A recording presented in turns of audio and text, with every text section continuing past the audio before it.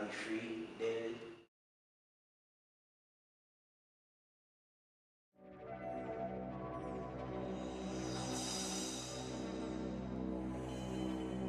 La música de Harry Fraud.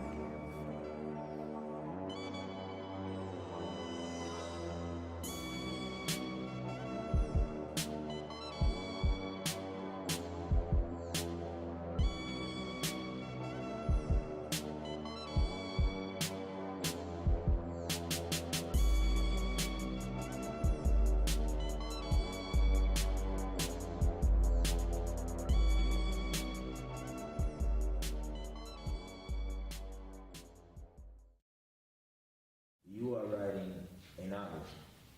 What is the novel called? I'm David. Christianity is Goliath, while love is more important than religion. Why love is more important than religion. Why did you name it that? I named it that because I feel like overall, love is something that can conquer any religion. And being that I'm from the United States and Christianity is the dominant religion, I had to put the focus on Christianity. Before we go further, let us get some definitions out. Ready? Mm-hmm. When you speak of religion, are you speaking of a organized set of doctrine? Or are you speaking of a system of control? Because I've heard that, there are many theories out there that religion is simply a psychological tool for control, for people with power to control those that do not have power. So what do you feel religion is? Is it both? Is it a set doctrine? Is it a system of control? What is it? I think it is a set doctrine and a system of control that has been abused by certain people with their own agendas, certain people in power. Okay. Abused in what way? It's been used to divide more than it's been used to bring people together and teach people how to be loving and teach people how to search inside. It's been something that's taught people to go outside instead of looking inside. Well, a lot of people would disagree with that. A certain level of human empathy is a core principle within many religions. So are you saying that religion as it stands today has failed to appropriately impart that message? Yes, I just think that religion talks a good game, if we can put it simply. Talks a good game, but does not really follow the core principles of what it's supposed to stand on. Okay. We'll get back to that in a minute. I want to hear what you feel love is. Talking about religion is on one side of the boxing ring, love is on the other. What is love, according to you? In this sense, love is just positivity. Love is what we're born with. Love is how we're born into love, not that we're born into sin. And love encompasses everything. So love is the sun shining in the morning. Love is a son looking at his father smiling. Love is sometimes everything that religion is not. I see. A lot of people would call you a blasphemer. Mm-hmm.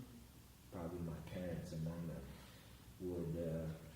Mine too. But I have heard many educated people with PhDs, some of the most intelligent people both of us have ever met, who believe very strongly that there can be no love outside of religion, that any love for another human being, love for any worldly thing that is not rooted in a love for Christ or whatever deity that religion adheres to, that doesn't start there, shouldn't exist. That basically, if you love all these material things and you love your family but you don't love God, then your love is tainted, it's impure, it should not exist. What would you say to those people? I think that's just a very narrow-minded way of thinking, because obviously love was around way before Christ was around. There were many other gods around way before Christ was around. Take, for example, Isis and Horus. and all these different gods that sometimes might come from Egypt. And we have to look at a lot of different things of why we're being guided towards a certain God that might have blonde hair and blue eyes and not necessarily a God that might be brown. So that's one part of it. A lot of times religion will teach you that you need to go outside and that you need to get saved in order to have that love of Christ. I don't need to get saved? Nah, you need to learn how to save yourself.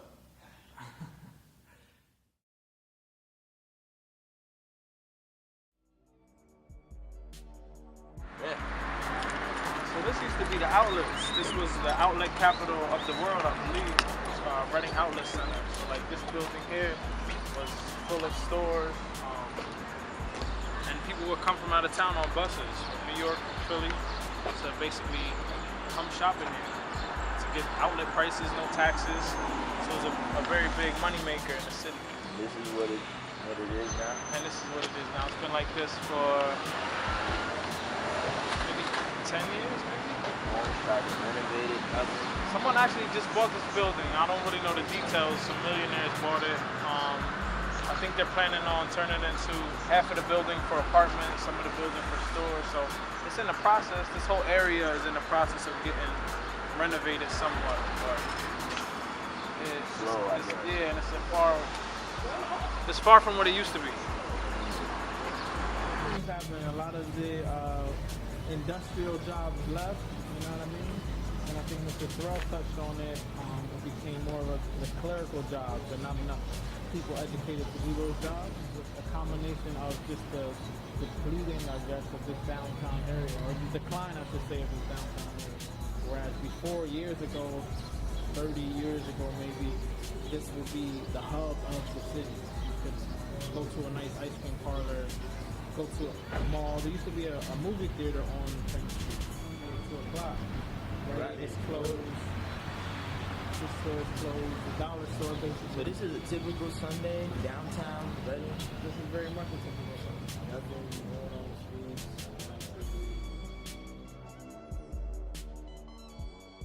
Sad to say, I can't really remember a time in my 29 years, I mean that's a lot of years, that this has been booming. So, not in 30, 40 years. As far as I know. And it hasn't gotten any better? I mean, A little bit. You got Mikasa Tsukasa down the street. Right. You have Archive, which is a clothing store, nice clothing store. Too rich for my blood, I like deals. Right. And we have a Secret Villa upstairs. Right. And they have nice urban clothes. So we have a little something going on, but we still have a lot of these abandoned buildings and stores that are not of quality. No disrespect to those store owners, but they're not really quality goods. You have hope for the city, David? Of course, You believe in that? You believe in Reading? of course. If when we stop believing, that's when the hope goes. It's really going right. You gotta believe, and if you don't believe, who else is gonna believe? Not somebody from outside the city. Right, man. We've been walking around Reading, Pennsylvania all day. City where you were born and raised in. Now Reading's got its share of problems, as we've been talking about all day. I'm curious as to what motivated a young inner city guy like you to write a book that has that kind of subject matter, religious, metaphysical subject matter. What motivated you to write this? I think the biggest motivation is the fact that people are looking outside of themselves to be saved.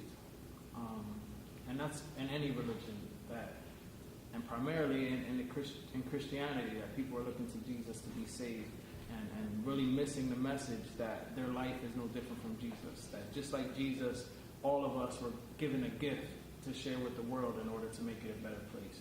Now you have this book, David. Well, it's almost there. Well, when I get this book, is it just something else that tells me, well, all these other religions are wrong? This is the religion that you should believe in. Do this, do that. Am I going to go to hell? Is there some heaven or other dimension that if I follow these rules, is this another Bible? Is it another thing that just tells me what I can and cannot do? What is this book doing for me when I read it? This book hopefully will do a couple things. This book will inspire you to realize your own goals and potential. This book will encourage you to do whatever it is that you love to do most in order to earn a living. This book will challenge you to question some of the things that you've been taught and to figure out what feels right to you. And not just because you've been told to do something, but what really feels right to your soul. Will I be free, David, when I read your book? I mean, that's up to you. If you'll be free or not. I hope so. I hope that it will put you towards, I mean, it depends what your definition of freedom is or what it means to be free. But that's the idea, that you'll be free from any misconceptions or any pressures that you feel that you might have belonging to a particular religion or not belonging to a particular religion. Because a lot of times it's the people that don't belong to a religion that are looked at as less than by people who do belong to a religion. So it's time to get rid of all that, because that's an old way of thinking. It's a new time. And this book is a part of that new time.